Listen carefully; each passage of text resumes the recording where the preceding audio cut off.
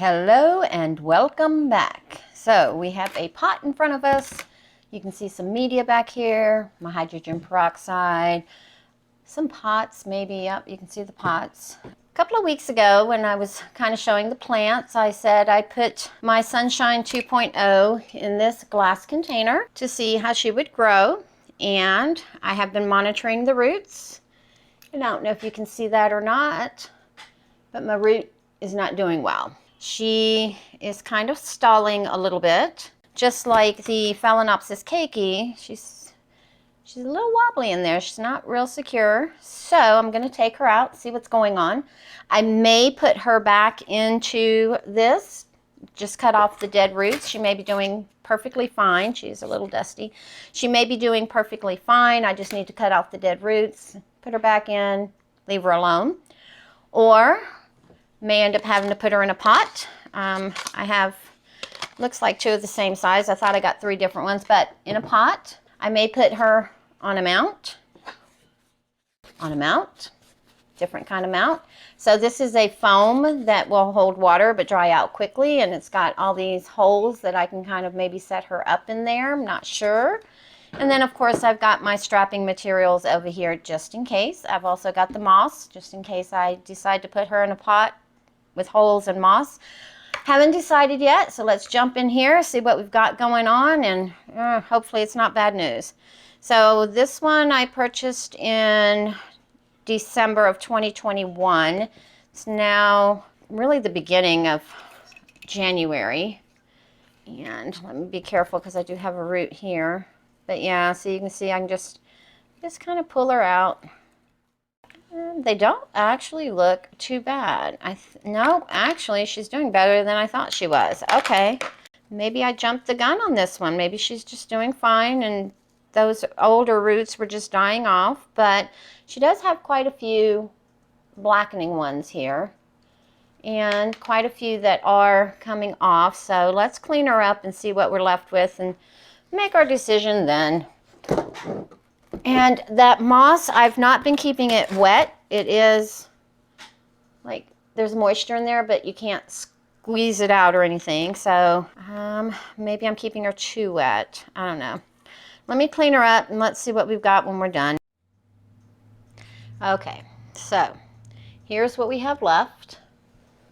Still not a bad root system. And I was very careful to not touch any of the root tips themselves.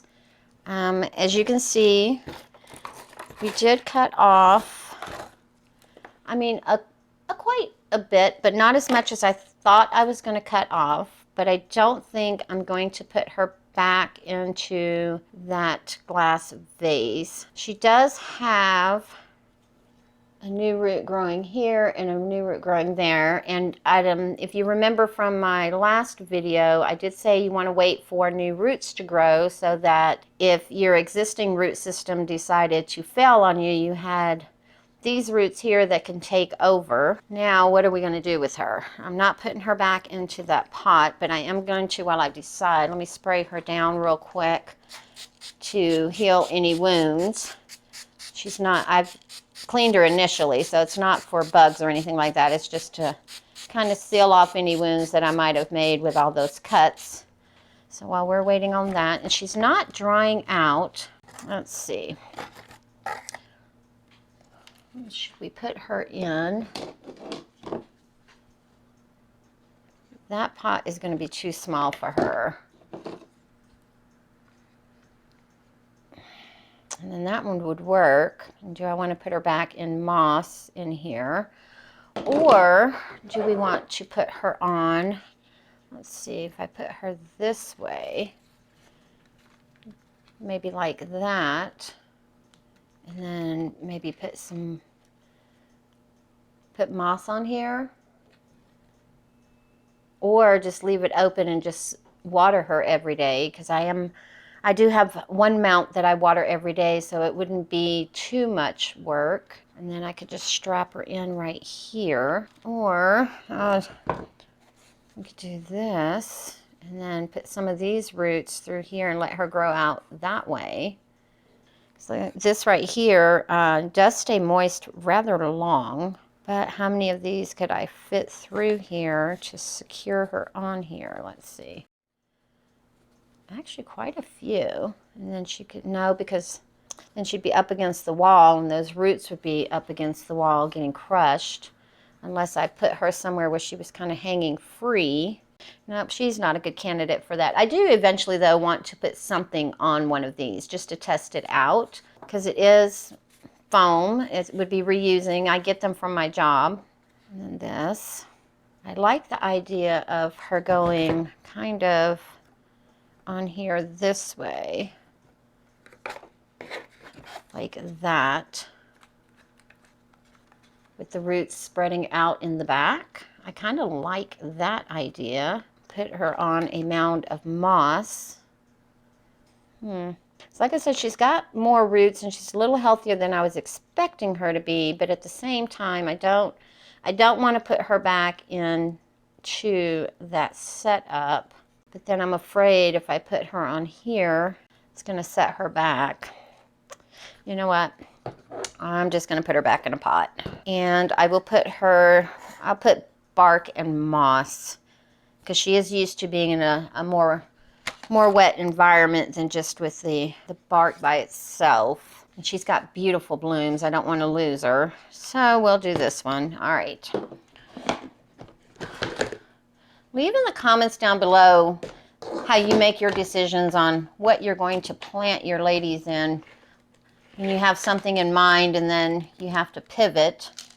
So, and the moss is my usual moss mix. It's already got the perlite and the charcoal in it. Like I said, I wet it in a bowl similar to this, and then once it's moistened, I will transfer it to this one with the charcoal and the perlite, after, of course, washing the charcoal. And let's get myself organized here.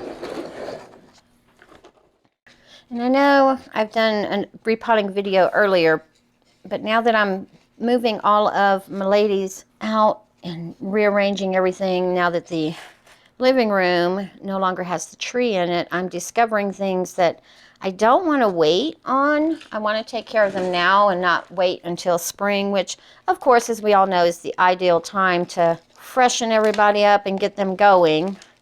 But I'm afraid if I waited till spring, I probably would not have gotten the roots that I ended up with right now. I feel like they would have just gone downhill. Because although she does have a fairly decent root system right now, those would not have lasted much longer, I believe, in that setup. And it's not, it wasn't airy, but the moss in there was really loose. So it was getting air, and I wasn't keeping the moss wet. It was staying on the moist side, and I know a lot of people don't like that word, so I try to find a different word to use, but unfortunately at this time I can't think of something different. And I am going to kind of leave it a little bit lower in the pot, kind of like that. I'm not going to put the media all the way up just yet.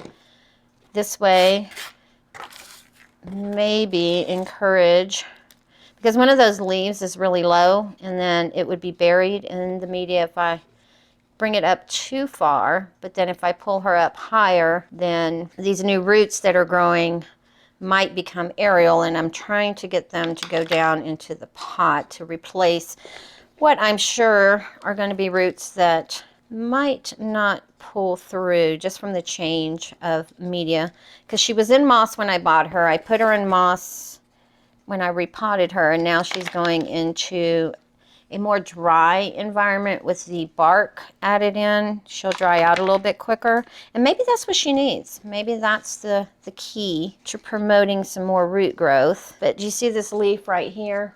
How it's kind of just laying in there, and I don't want to take it off just yet. So I will leave her like this for now, and then that one root that's growing hopefully will go ahead and grow into the media. And then she's got this one here that more than likely will be an aerial root. There it is. I kept feeling moss, so let me get that covered up so it doesn't grow algae on it. There we go. And then once she absorbs that bottom leaf and I can take it off, then I will go ahead and add more media around her. So Let me press it down gently. Again, whenever you're pressing, do it gently so that you're not damaging the roots that are in there. And none of the roots were able to be on the outside. That's okay. I'll keep another eye on her, and let me get that moss that's in between that leaf joint out. Otherwise, there it goes. And that's, anytime you're using moss, always make sure that you double check your leaf joints and make sure there's no moss stuck in them, because you don't want that moss sitting in there with the moisture and then possibly causing crown rot. Well, I'm a little disappointed that my little glass vase did not work on this one, but that's okay. I'll probably put a house plant or something in there that doesn't require the air around the roots like an orchid does. And again, leave in your comments down below. Leave in your comments down below. I can't talk today. Leave in the comments down below how you pivot when you kind of sit down and you're like, okay, here's what I think is going on and here's what I'm going to do.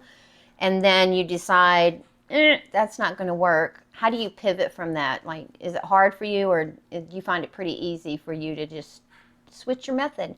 Because this is not what I wanted. I really would have loved to have put her on one of the mounts, because I really think they look pretty on a mount, but at the same time, I don't think that she was a very good candidate for it.